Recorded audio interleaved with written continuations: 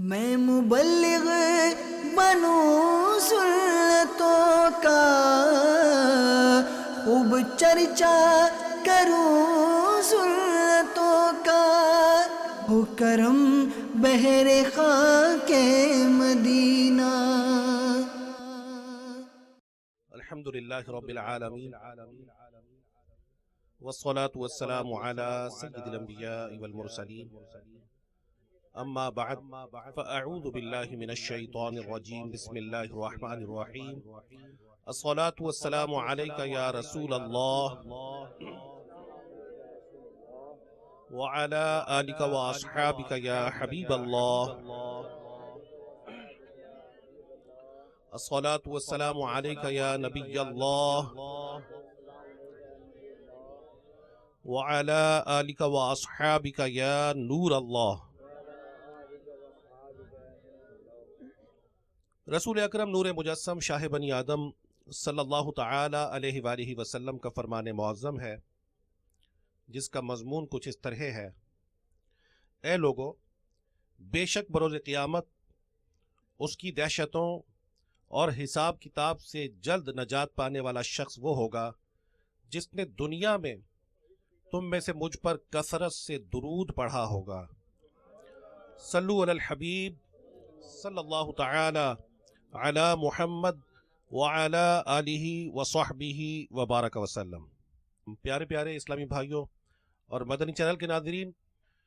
دنیا بظاہر بڑا پر رونق مقام ہے، لیکن دنیا کا عیب یہ ہے کہ یہاں کی ہر چیز کی کوئی نہ کوئی انتہا ہے۔ ان قریب ایک دن ایسا آئے گا کہ جب دنیا کی تمام رنگینیاں ختم ہو جائیں گی، دنیا کی ہر خوبصورتی پر زوال آ جائے گا، دنیا اجڑے ہوئے چمن کی طرح ویران ہو جائے گی، بڑے بڑے پہاڑ بکھر جائیں گے اور دھنی ہوئی روئی کی طرح پرواز کرتے ہوں گے، عالیشان محلات ٹوٹ پھوٹ جائیں گے، چمکتے ہوئے ستارے اپنی جگہ چھوڑ دیں گے، سورج اور چاند کی روشنی مدھم پڑ جائے گی، زمین چاند اور سورج کے گل ہونے کی وجہ سے تاریک ہو چکی ہوگی، سمندر سلگائے جائیں گے، زمین ایسے تھر تھرائے گی کہ کبھی نہ تھر تھرائی ہوگی، زمین اپنا بوجھ پھینک دے گی، آسمان پھٹ کر بہہ جائے گا، ایک عجیب سما ہوگا۔ حال یہ ہوگا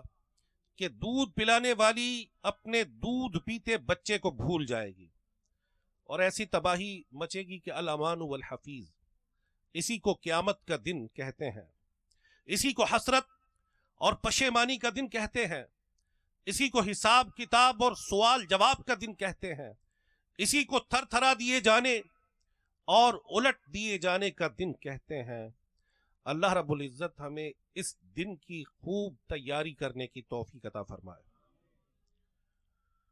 قرآن مجید فرقان حمید میں قیامت کو مختلف ناموں سے بیان کیا گیا ہے، ان میں سے چند نام آپ سماعت فرمائیں۔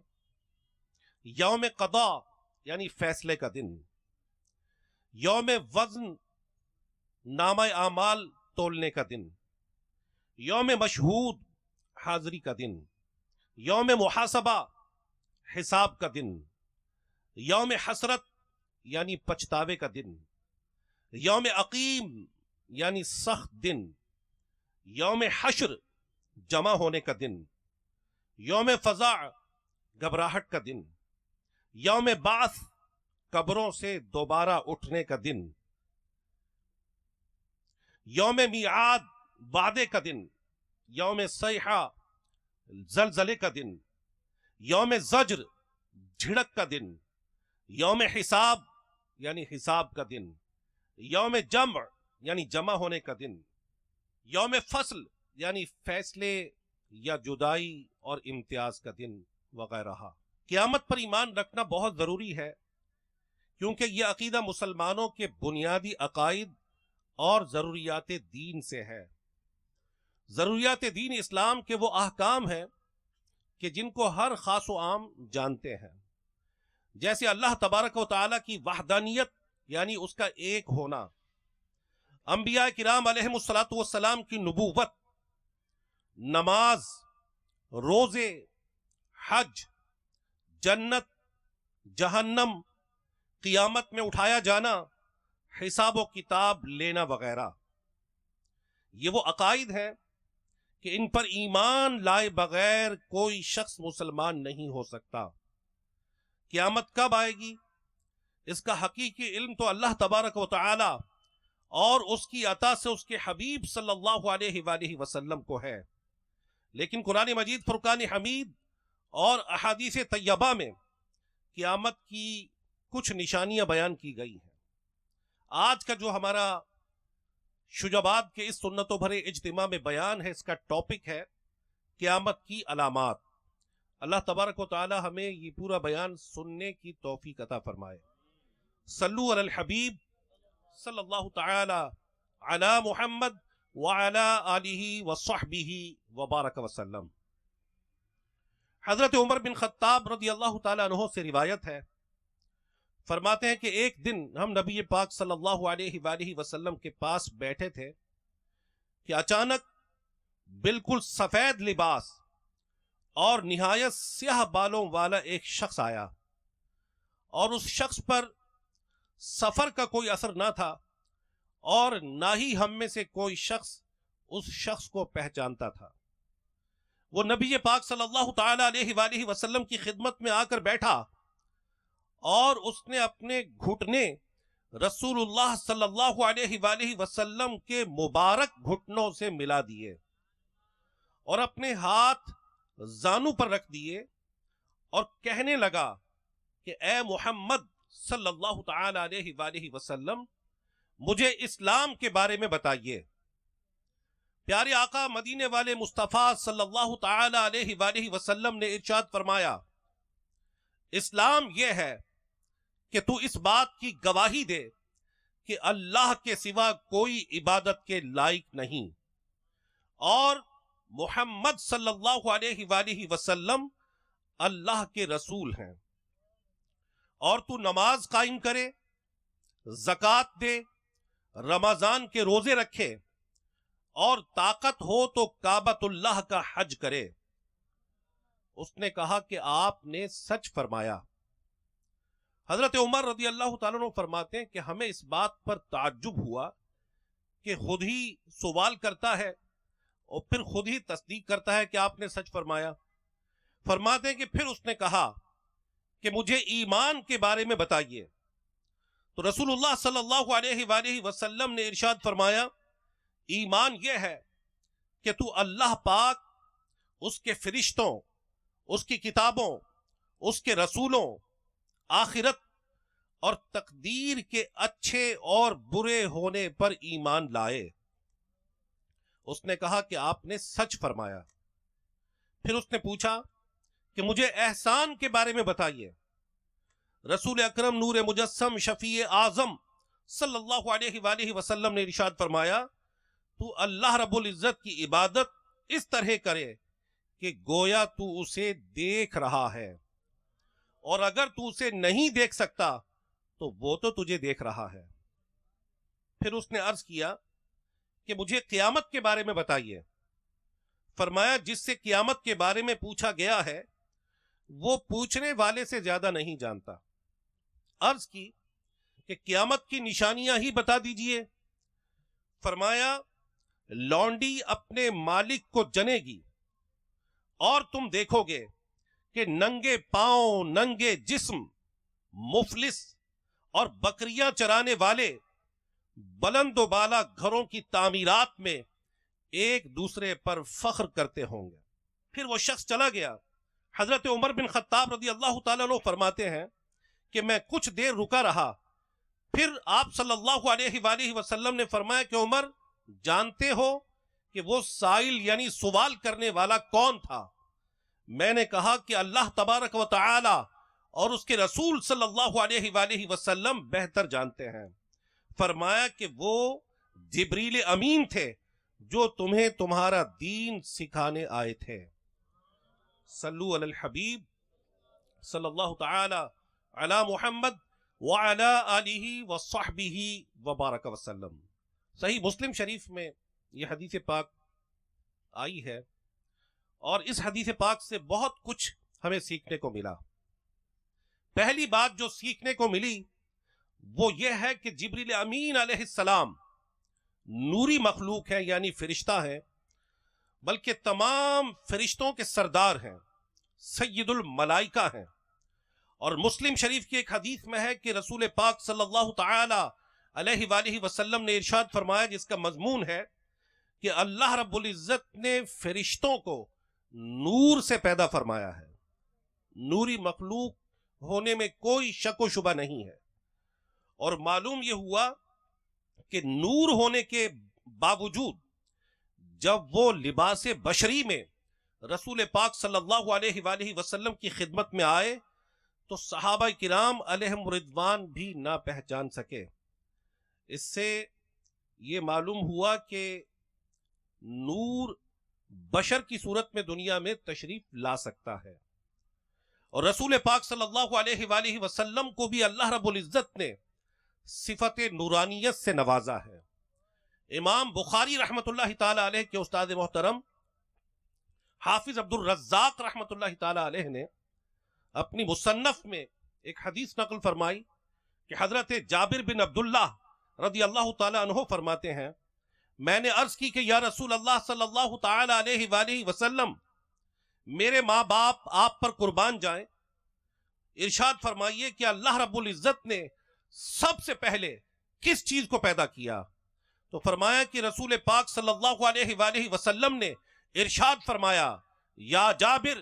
ان اللہ خلق قبل الاشیاء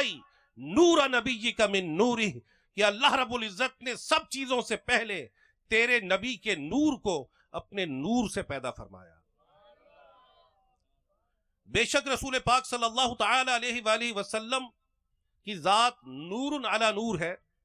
مگر آپ صلی اللہ علیہ وآلہ وسلم کو اللہ رب العزت نے بشری صورت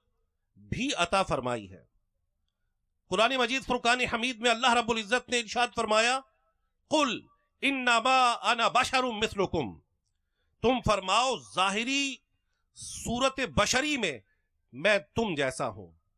یاد رہے کہ رسول پاک صلی اللہ تعالی علیہ وآلہ وسلم کی بشریت کا انکار کرنا کفر ہے۔ اس میں بعض لوگ بیچارے مس انڈرسٹینڈنگ کا شکار ہوتے ہیں۔ جب وہ رسول پاک صلی اللہ علیہ وآلہ وسلم کی نورانیت کا تذکرہ کرتے ہیں تو پھر وہ کم علمی کی وجہ سے، جہالت کی وجہ سے وہ انکار کر دیتے ہیں بشریت کا، اور یہ علماء کا متفقہ عقیدہ ہے کہ جو رسول پاک صلی اللہ علیہ وآلہ وسلم کی بشریت کا انکار کرتا ہے تو ایسا کرنا کفر ہے۔ رسول پاک صلی اللہ علیہ وآلہ وسلم کے حوالے سے ہمارا یہ عقیدہ اور یہ ذہن ہونا چاہیے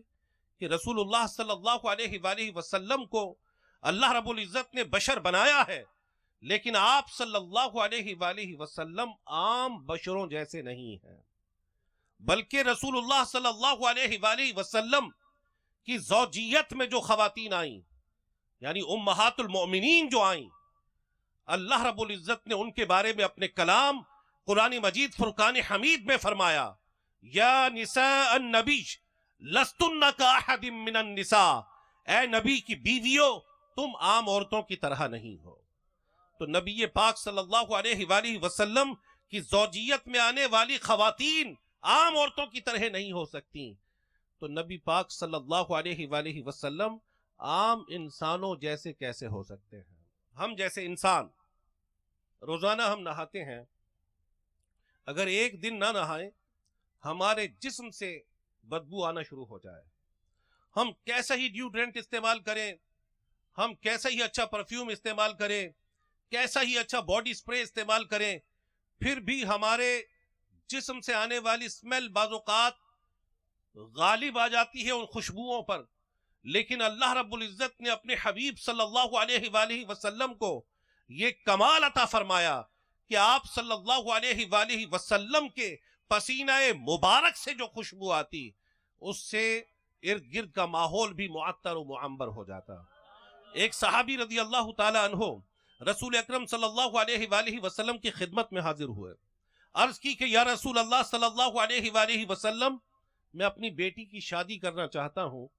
لیکن مجھے اس کے لیے کوئی عمدہ عطر نہیں مل رہا. اللہ رب العزت کے پیارے حبیب صلی اللہ علیہ وآلہ وسلم نے ارشاد فرمایا، جاؤ اور کوئی چوڑے منہ والی شیشی لے آؤ.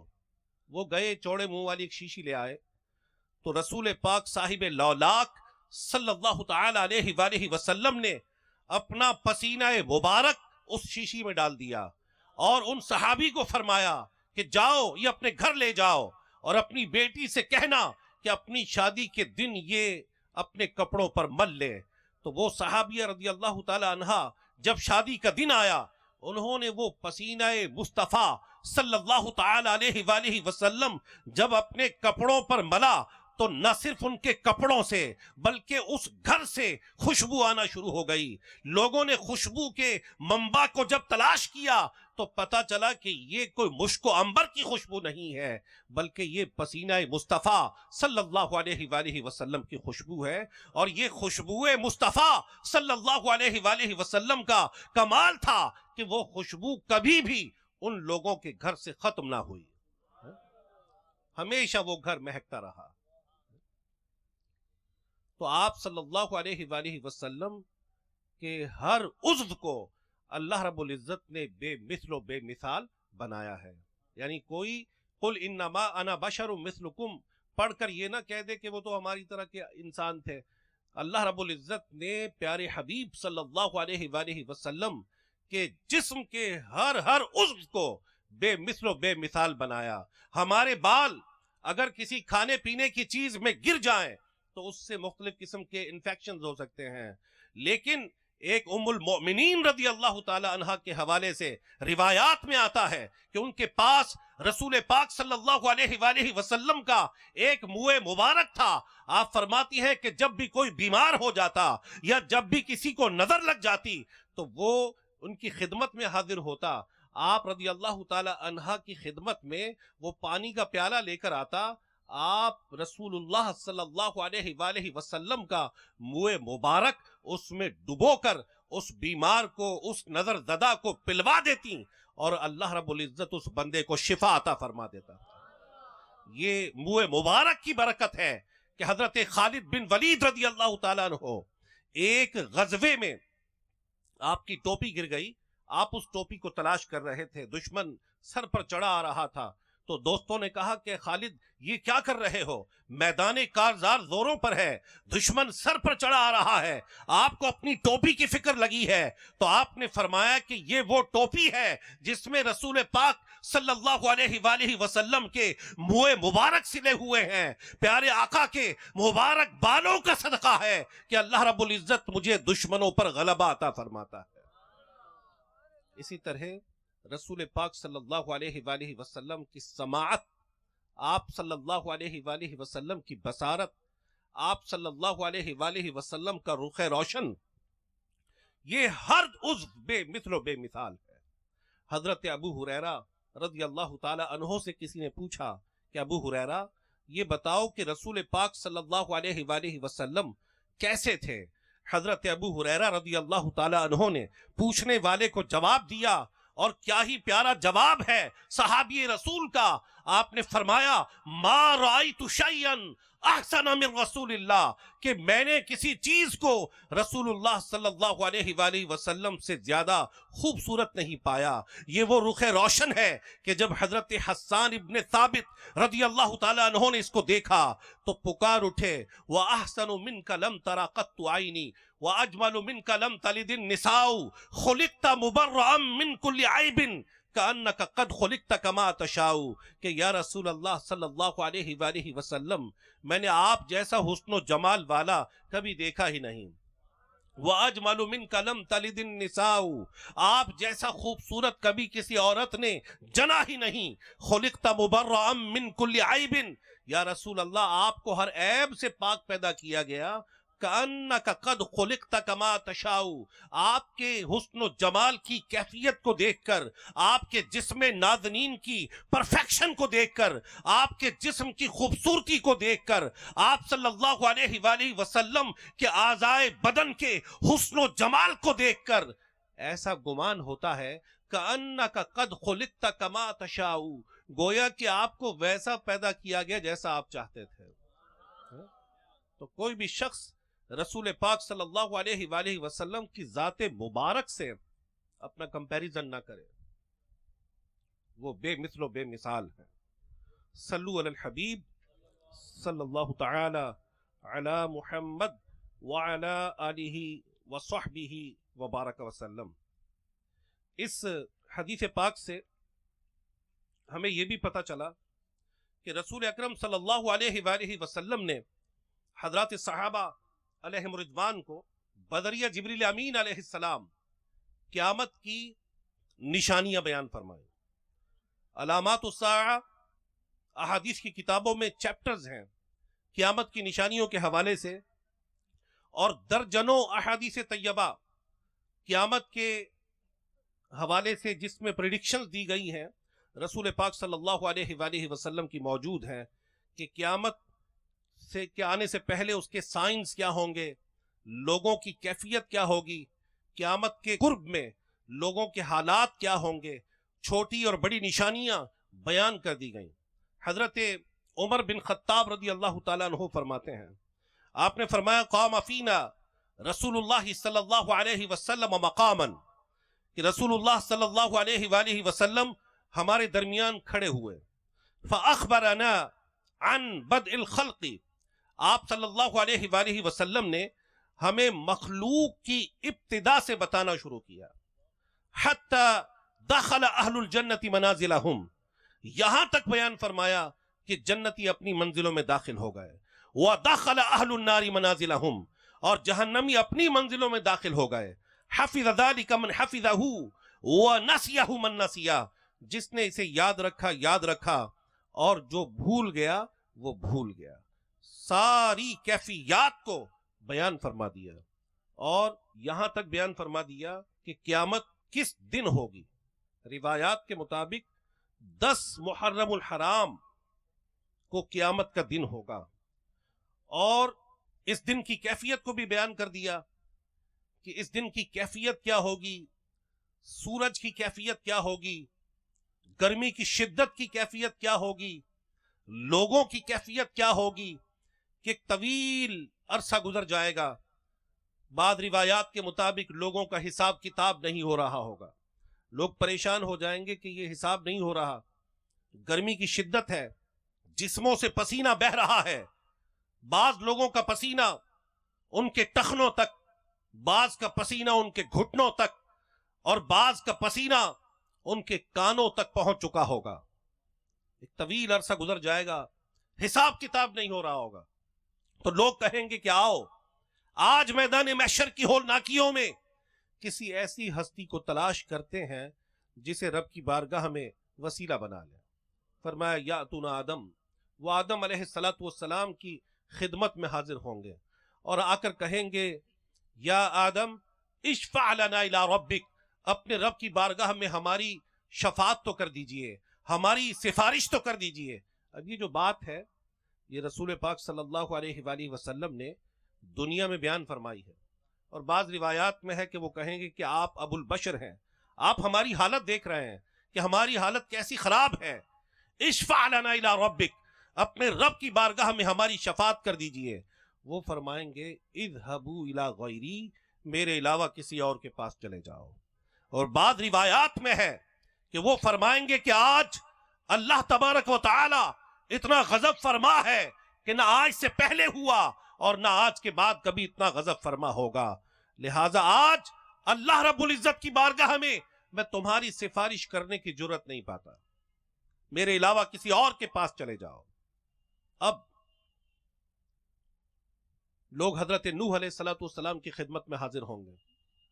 حضرت نوح علیہ السلام بھی ان سے معذرت فرمائیں گے، پھر لوگ حضرت ابراہیم علیہ السلام کی خدمت میں حاضر ہوں گے، وہ بھی ان سے معذرت فرمائیں گے، یہاں تک کہ حضرت موسیٰ علیہ السلام اور پھر آخر میں حضرت عیسیٰ علیہ نبینا و علیہ السلام کی بارگاہ میں جب لوگ آئیں گے تو رسول پاک صلی اللہ علیہ وآلہ وسلم نے بیان فرمایا کہ عیسیٰ ابن مریم علیہ السلام لوگوں کو میرے پاس بھیج دیں گے. یہ باتیں دنیا میں بیان فرما دی اور پھر اس کیفیت کو بیان فرما دیا کہ عیسیٰ ابن مریم علیہ السلام جب لوگوں کو میرے پاس بھیجیں گے میں کہوں گا انا لہا انا لہا. اعلی حضرت امام اہل سنت رحمت اللہ تعالی علیہ کے بھائی حضرت حسن رضا خان علیہ رحمت الرحمن کیا خوب فرماتے ہیں, کہیں گے اور نبی اذهبوا الی غیری, میرے حضور کے لب پر انا لہا ہو. اولین و آخرین اس کیفیت کو دیکھ رہے ہوں گے کہ یہ کیفیت ایسی ہے کہ اللہ تبارک و تعالی لوگوں کی دعاؤں کا جواب نہیں دے رہا. رب کائنات کی بارگاہ میں لوگ التجائیں کرتے کرتے, مناجات کرتے کرتے, رب کائنات کی بارگاہ میں لوگ دعائیں کرتے کرتے تھک جائیں گے, لیکن کسی کی دعاؤں کا جواب نہیں آئے گا, کسی کی پکار کا جواب نہیں آئے گا. تو پھر حضرات انبیاء علیہم السلام کے درہائے دولت پر حاضر ہوں گے, اور جب رسول پاک صلی اللہ علیہ وآلہ وسلم کی بارگاہ میں آئیں گے آپ فرمائیں گے انا لہا انا لہا, اور پھر فرماتے ہیں کہ میں رب کائنات کی بارگاہ میں سجدہ کروں گا. اور بعض روایات میں ہے کہ قیامت کے دن اللہ تبارک و تعالی مجھ پر اپنی حمد و ثنا کے الفاظ کو القا فرمائے گا. وہ الفاظ قیامت کے دن القا کیے جائیں گے آپ صلی اللہ علیہ وآلہ وسلم پر. تو فرمایا کہ میں اپنے رب کی ایسی حمد و ثنا کروں گا کہ اولین و آخرین میں سے کسی نے ایسی حمد و ثنا کی ہی نہیں ہوگی. جب یہ سجدہ ہوگا, رب کائنات کی حمد و ثنا ہوگی, تو اللہ تبارک و تعالی کی بارگاہ سے اعلان ہوگا ارفع راسک یا محمد, اے محمد صلی اللہ علیہ وآلہ وسلم اپنے سر کو اٹھا لو. قل تسمع, محبوب کہہ دو تمہاری بات کو سنا جائے گا. سل تعطا, سوال کرو تمہیں عطا کیا جائے گا. اشفع تشفع, شفاعت کرو تمہاری شفاعت کو قبول کیا جائے گا. یہ شفاعت کا پہلا مرحلہ ہے کہ جب اللہ رب العزت اولین و آخرین کو اپنے حبیب صلی اللہ علیہ وآلہ وسلم کی شان و عظمت دکھائے گا کہ تم نے میری بارگاہ میں مناجات کر لیں, تم نے میری بارگاہ میں التجائیں کر لیں, لیکن میرے دربار سے کوئی جواب نہ آیا. تم نے میرے نبیوں کے درہائے دولت پر فریاد کی, لیکن وہاں سے اذهبوا الی غیری کی صدائیں آئیں, لیکن جب تم میرے حبیب کے در پر پہنچے اور انہوں نے جب میری بارگاہ میں التجا کی تو میں نے اپنے حبیب کی التجا کو کیسے قبول کیا. گویا کہ یہ ساری مخلوق کو دکھا دیا جائے گا کہ یہ میرے ایسے حبیب ہیں کہ ان کی بات میرے دربار سے رد نہیں ہوتی. ان کا مقام و مرتبہ ہے, یہ مقام وجاہت ہے جو اللہ رب العزت نے اپنے حبیب صلی اللہ علیہ وآلہ وسلم کو عطا فرمایا. اب اس سے کوئی یہ نہ سمجھے کہ دیگر انبیاء علیہم السلام کو حق شفاعت نہیں ہوگا, بلکہ احادیث کے مجموعوں میں یہ بات موجود ہے کہ حضرات انبیاء علیہم السلام بھی لوگوں کی شفاعت فرمائیں گے. یہ پہلا مرحلہ تھا کہ جہاں انہوں نے معذرت کی, ورنہ بعد میں تو انہیں پیارے حبیب صلی اللہ علیہ وآلہ وسلم کے صدقے میں حق شفاعت ملے گا, یہاں تک کہ یہ حق شفاعت پھر امت کے مومنین کو بھی حاصل ہوگا. یہاں تک کہ بعض روایات میں ہے کہ ایسا بچہ جو دنیا میں آنے سے پہلے ایبارٹ ہو گیا, جو دنیا میں آنے سے پہلے ہی ضائع ہو گیا, وہ قیامت کے دن اپنے والدین کے حق میں اللہ رب العزت کی بارگاہ میں ان کی شفاعت کرے گا. اور حافظ قرآن کے بارے میں بھی ہے کہ اس کی شفاعت سے اس کے خاندان کے 10 ایسے افراد کو جو بعمل حافظ قرآن ہوگا, جس نے قرآن کے حلال کو حلال جانا, قرآن مجید فرقان حمید کے حرام کو حرام جانا, اس کے اوامر اور اس کے نواہی پر عمل کرتا رہا, اس کے حرام کردہ چیزوں سے اپنے آپ کو بچاتا رہا, جس نے اپنی کردار سازی کی, جو باعمل بنا, اللہ رب العزت اس کی شفاعت سے اس کے خاندان کے 10 ایسے افراد کو جن پر جہنم واجب ہو چکا ہوگا, نارے جہنم سے آزاد فرما دے گا. تو رسول پاک صلی اللہ علیہ وآلہ وسلم نے ساری اس کیفیت کو بیان فرما دیا، بلکہ میرے رسول صلی اللہ علیہ وآلہ وسلم کے ایک فرمان معظم کا مضمون ہے کہ میں اپنے سب سے آخری داخل جنت ہونے والے امتی کو بھی جانتا ہوں۔ اس کیفیت کو بھی بیان کر دیا گیا کہ جب وہ جہنم سے نکلے گا تو اس کی کیفیت کیا ہوگی۔ مختلف روایات میں بعض جہنمیوں کا ذکر ہے کہ ان کے جسم جل کر سیاہ ہو چکے ہوں گے، اس بندے کا جسم بھی سیاہ ہو چکا ہوگا، پھر اسے نہر حیات پر غسل دیا جائے گا اور پھر اسے داخل جنت کر دیا جائے گا رسول پاک صلی اللہ علیہ وآلہ وسلم کی شفاعت سے۔ اکثر علامات قیامت کے حوالے سے یہ قرآن مجید فرقان حمید اور احادیث طیبہ میں موجود ہیں کہ قرب قیامت میں لوگوں کی کیفیت کیا ہوگی۔ لوگ اپنے والدین کی نافرمانی کریں گے، اور اس حدیث میں ہے کہ لونڈی اپنے مالک کو جنے گی، تو محدثین نے اس کی شرح یہ بیان کی کہ اولاد سرکش ہو جائے گی، یعنی جیسے کسی کام کرنے والی کے ساتھ ایٹیچیوڈ ہوتا ہے لوگوں کا، تو ویسا ہی اولاد کا رویہ اپنے والدین کے ساتھ ہوگا۔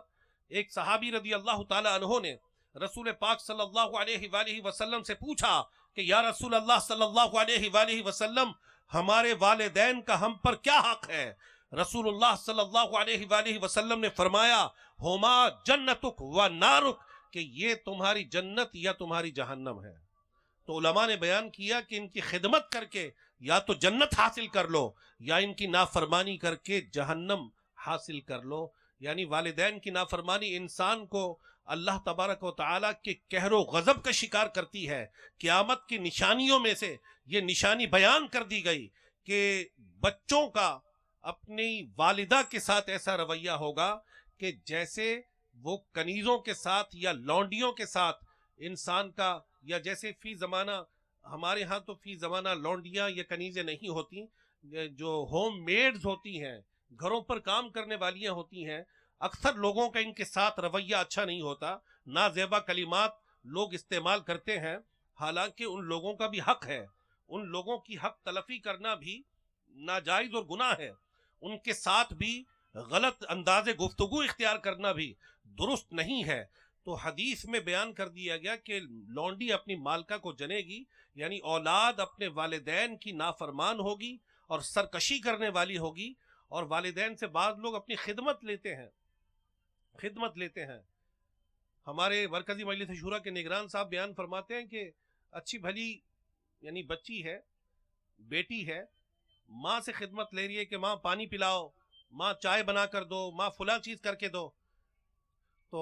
عجیب و غریب ہماری کیفیت ہے کہ بجائے اس کے ماں باپ کی خدمت کر کے جنت حاصل کرتے، ان کی دعائیں لیتے، ہمارے حالات بڑے ناگفتہ بے ہوتے جا رہے ہیں۔ تو قیامت کے سائنز میں سے یہ ایک بنیادی نشانی ہے۔ اس کی ایک بنیادی وجہ یہ بھی ہوتی ہے کہ والدین اپنی رسپانسبلٹیز کا خیال نہیں کرتے کہ اپنی اولاد کو کس انداز سے ہم نے ایجوکیٹ کرنا ہے، ہمیں کس انداز سے ان کی تربیت کرنی ہے، ہمیں زندگی گزارنے کے مینرز کس انداز سے انہیں سکھانے ہیں۔ ہم ان کی آخرت کے حوالے سے غافل ہوتے ہیں، ہم انہیں دین اسلام کی بنیادی تعلیم نہیں دیتے، ہم انہیں ایجوکیٹ نہیں کرتے۔ ہم کہتے ہیں کہ ان کے دنیا کا مستقبل روشن ہو جائے، اپنی اولاد کی سکولنگ، اپنی اولاد کی تعلیم و تربیت دنیا کے مستقبل کی تابناکی کے حوالے سے تو ہم کرتے ہیں، لیکن والدین پر اپنی اولاد کی تربیت کے حوالے سے کیا ذمہ داریاں ہیں، ہمارے معاشرے میں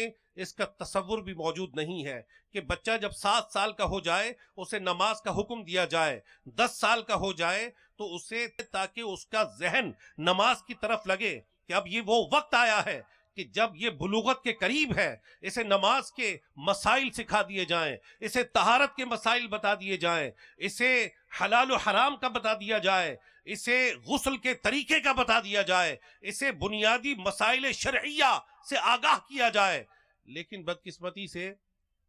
آج کے والدین یا سرپرست اپنی اولاد کی ان باتوں کی طرف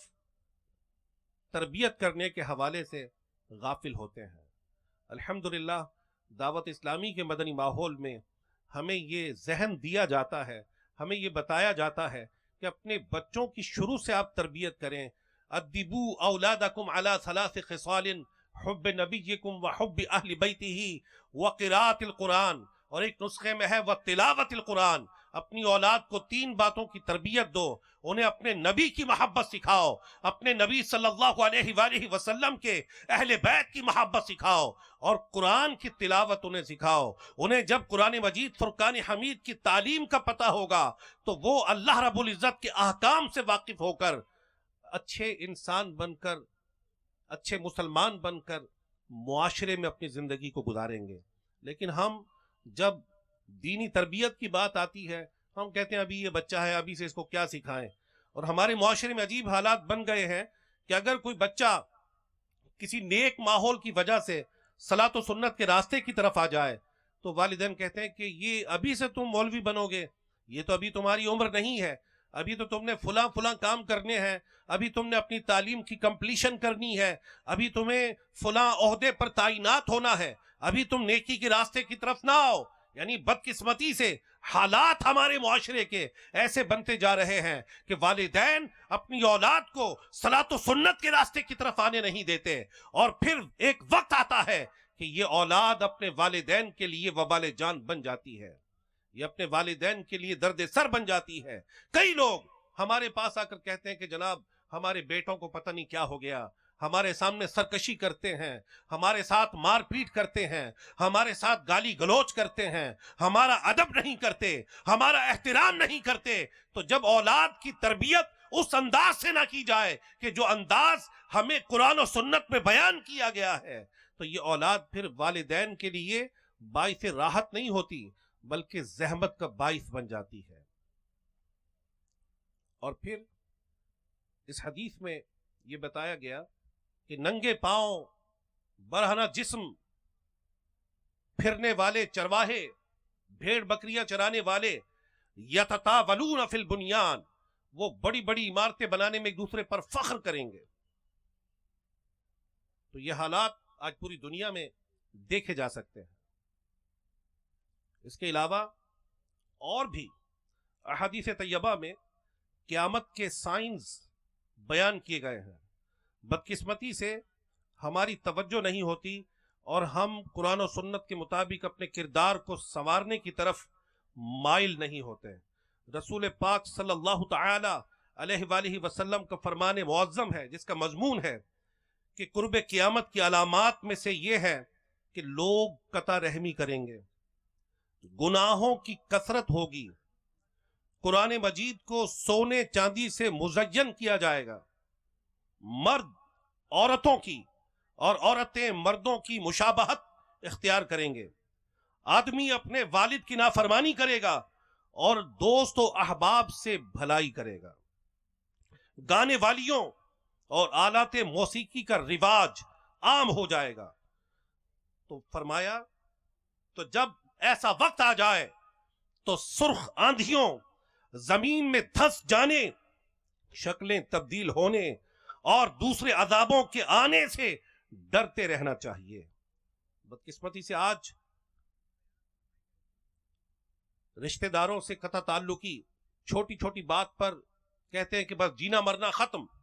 بھائی بہن سے، بہن بھائی سے، بھائی بھائی سے چھوٹی چھوٹی بات پر ناراض ہو کر قطع تعلقی کر لیتا ہے، اولاد والدین سے، والدین اولاد سے قطع تعلقی کر لیتے ہیں، قریبی رشتہ داروں سے کوئی بھی چھوٹی سی بات خلاف مزاج ہو جائے تو لوگ کہتے ہیں کہ بس آج کے بعد ہمارا جینا مرنا ختم ہے. نہ جنازوں میں شریک ہوتے ہیں، نہ خوشی میں شریک ہوتے ہیں، نہ کسی غمی میں شریک ہوتے ہیں، قطع تعلقی کر لیتے ہیں. تو رسول پاک صلی اللہ علیہ وآلہ وسلم نے یہ قیامت کی نشانیوں میں سے نشانی بیان فرمائی. اور عورتوں کا مردوں کی مشابہت کرنا اور مردوں کا عورتوں کی مشابہت کرنا، یہ بھی آج ہمارے معاشرے سے ڈھکا چھپا نہیں ہے. جدید تہذیب کے نام پر مرد جو کام کر رہے ہیں ڈھکے چھپے نہیں ہیں. ایئر رنگز پہنتے ہیں، ہیئر بینڈ لگایا جا رہا ہے بالوں پر، دور سے دیکھ کر پتہ ہی نہیں چلتا کہ یہ ہے کون. عجیب کیفیت ہے اور اس پر فخر کرتے ہیں. یہ کیسا فیشن ہم نے اختیار کیا؟ ہمیں تو اس انداز کو اختیار کرنے سے ممانعت کی گئی. اور عورتیں مردوں کی مشابہت اختیار کر رہی ہیں، مردوں کی طرح بال بنانا، ان کی طرح گیٹ اپ اختیار کرنا، ان کی وضاقتہ کو اختیار کرنا۔ تو حدیث پاک میں بتا دیا گیا کہ یہ قیامت کی نشانیوں میں سے نشانی ہے، اپنے والدین کے سامنے بڑی بدتمیزی سے پیش آنا اور دوستوں کے ساتھ بڑا حسن سلوک کرنا۔ اور ہماری کیفیت بھی ہمارے معاشرے میں عجیب ہے کہ جب گھر ہوتے ہیں تو بڑے ظالم و جابر کی طرح اپنے گھر والوں سے کلام کیا جاتا ہے، اور دوستوں کی محفل میں جب ہوتے ہیں تو دانت ہی بند نہیں ہوتے۔ یہ عجیب کیفیت آج ہمارے معاشرے میں پیدا ہوتی جا رہی ہے۔ تو یہ سارے کے سارے معاملات بدقسمتی سے اولاد کی قرآن و سنت کے مطابق تربیت نہ کرنے کا نتیجہ ہے۔ نہ خود سیکھا، نہ اپنی اولاد کو سکھایا۔ والدین کی جو ذمہ داریاں تھیں وہ والدین کما حقہ نہیں نبھا پا رہے، اور ظاہر ہے پھر اولاد کو جب بے لگام چھوڑیں گے تو اولاد نے پھر یہود و نصارہ کے یا غیر مسلموں کے طریقوں پر چل کر اپنے لیے باعث فخر اس چیز کو سمجھنا ہے کہ میرے لیے تو فلاں فیشن ہے، میں اس کو اپناؤں گا، میرے لیے فلاں طریقہ ہے، میں اس کو اختیار کروں گا، اور اپنا فرینڈ سرکل اس کو مضبوط بنائے گا۔ اپنے والدین کی اہمیت اس کے دل سے نکل جائے گی۔ اگر اس کی تربیت قرآن و سنت کے مطابق کی جاتی تو اس کے ذہن میں ہوتا کہ یہ میرے والدین وہ ہیں کہ جن کے بارے میں میرے نبی صلی اللہ علیہ وآلہ وسلم نے ارشاد فرمایا ہے، اذا ترک العبد الدعاء للوالدین فإنہ ينقطع عنہ الرزق، کہ جب بندہ اپنے والدین کے لیے دعا کرنا چھوڑ دے اس کا رزق اس سے روک دیا جاتا ہے، اس کے رزق میں برکت نہیں ہوتی۔ تو آج ہمارا جو طرز عمل ہے یہ یقیناً اللہ تبارک و تعالیٰ کی نافرمانی والا اور رب کائنات کے عذاب کو دعوت دینے والا ہے۔ میں تمام کی خدمت میں گزارش کرتا ہوں کہ اپنی اولاد کی ابتدا سے ہی اچھے انداز سے تربیت کو اپنا معمول زندگی بنا لیجئے۔ دعوت اسلامی کا مدنی ماحول یہ وہ ہے کہ اس مدنی ماحول نے اولاد کو یہ سکھایا ہے کہ آپ کو اپنے والدین کے ساتھ برتاؤ کیسے کرنا ہے، آپ کو اپنے گھر والوں کے ساتھ برتاؤ کیسا کرنا ہے، آپ کو اپنے گھر والوں کے ساتھ انداز زندگی کیسا اختیار کرنا ہے۔ یہ وہ مدنی ماحول ہے جس نے رسول پاک صلی اللہ تعالی علیہ وآلہ وسلم کی سیرت طیبہ کو پوری دنیا میں پھیلانے کا، اپنانے کا عزم کیا ہوا ہے۔ شیخ طریقت امیر اہل سنت نے پوری دنیا کے مسلمانوں کو رسول پاک صلی اللہ علیہ وآلہ وسلم کی ذات کو فالو کرنے کے حوالے سے الحمدللہ عز و جل ذہن دیا اور سنت کو اپنایا ہے۔ رسول پاک صلی اللہ علیہ وآلہ وسلم نے فرمایا، خیرکم خیرکم لأہلہ وانا خیرکم لأہلی، کہ تم میں سے بہترین وہ ہے جو اپنے گھر والوں کے ساتھ اچھا ہے، اور تم لوگوں میں سب سے بڑھ کر میں اپنے گھر والوں کے ساتھ اچھا ہوں۔ تو اس انداز کو معاشرے میں پھیلانے کی ضرورت ہے۔ وہ اچھائیاں، وہ اعلیٰ اوصاف، وہ بہترین کیریکٹر، وہ بہترین انداز زندگی جو رسول پاک صلی اللہ علیہ وآلہ وسلم کا ہے، جس کو رب تبارک و تعالی نے فرمایا لقد کان لکم فی رسول اللہ اسوۃ حسنہ، جسے ایک بہترین اسوہ اللہ رب العزت نے قرار دیا ہے۔ اس اسوہ حسنہ کو اپنی زندگی پر امپلیمنٹ کرنے کی حاجت ہے، اپنی زندگی پر اسے نافذ کرنے کی حاجت ہے، اکوان عالم تک اس صلاۃ و سنت کے پیغام کو پھیلانے کی حاجت ہے۔ الحمدللہ دعوت اسلامی کے مبلغین اکوان عالم میں یہی درس دے رہے ہیں، یہی پیغام دے رہے ہیں کہ مسلمانوں کے لیے آئیڈیل جو ذات ہے وہ رسول پاک صلی اللہ تعالی علیہ وآلہ وسلم کی ذات ہے۔ ان کے نقوش کفے پاپ پر چلیں گے تو رب کائنات کا قرب حاصل ہوگا، ان کی اتباع کریں گے تو اللہ رب العزت کا قرب حاصل ہوگا۔ ہم نے جو راستے اپنی فلاح کے خود طے کیے ہیں یہ راستے تباہی و بربادی کی طرف لے کر جاتے ہیں۔ اگر کوئی راستہ انسان کو اللہ تبارک و تعالیٰ کی معرفت کی طرف لے کر جاتا ہے، اگر کوئی راستہ انسان کو رب کائنات کے قرب کی خیرات دیتا ہے، تو وہ راستہ فقط سنت رسول صلی اللہ علیہ وآلہ وسلم کا راستہ ہے۔ اللہ رب العزت نے اپنے کلام قرآن مجید فرقان حمید میں فرما دیا، قل ان کنتم تحبون اللہ فاتبعونی یحببکم اللہ، کہ اے پیارے محبوب صلی اللہ علیہ وآلہ وسلم تم فرماؤ اگر تم اللہ کو دوست رکھتے ہو فاتبعونی، تم میری اتباع کرو، یحببکم اللہ، اللہ رب العزت بھی تمہیں اپنا دوست رکھے گا۔ تو رب کائنات کی دوستی کا معیار بتا دیا گیا، اتباع رسول صلی اللہ علیہ وآلہ وسلم۔ اللہ رب العزت ہمیں عاشقان رسول کے مدنی قافلوں میں سفر کرنے کی بھی توفیق عطا فرمائے۔ دعوت اسلامی کے کئی قافلے الحمدللہ سفر کرتے ہیں، ملک کے اندر بھی اور باہر بھی، کریا بکریا، گاؤں جاتے ہیں، مختلف شہروں میں جاتے ہیں، اپنی ریکٹیفیکیشن کرتے ہیں، لوگوں کو ریکٹیفائی کرتے ہیں، اپنے آپ کو ریفارم کرتے ہیں، لوگوں کو ریفارم کیا جاتا ہے، سنتیں سیکھی جاتی ہیں، سکھائی جاتی ہیں، نماز سیکھی جاتی ہے، سکھائی جاتی ہے، مختلف کورسز کرائے جاتے ہیں۔ الحمدللہ سوشل میڈیا کے ذریعے بھی دعوت اسلامی اپنا رول پلے کر رہی ہے۔ دعوت اسلامی کے پیجز ہیں، دعوت اسلامی کا یوٹیوب پر لائیو چینل ہے کہ جس کے ذریعے الحمدللہ عز و جل معاشرے کی اصلاح کی کوشش کی جا رہی ہے۔ تو اللہ رب العزت ہم سب کو دعوت اسلامی کے مدنی ماحول کے ساتھ زبردست مضبوط ایفیلیشن نصیب فرمائے، اور ہفتہ وار اجتماع میں آنے کی بھی توفیق عطا فرمائے، ہمیں سنتیں سیکھنے کی توفیق عطا فرمائے، اور اکوان عالم تک سنتوں کے پیغام کو پہنچانے کی توفیق عطا فرمائے۔ صلو علی الحبیب صلی اللہ تعالی علی محمد وعلی آلہ وصحبہ وبارک وسلم۔ میں مبلغ بنوں سنتوں کا، خوب چرچا کروں سنتوں کا، ہو کرم بہر خاک مدینہ۔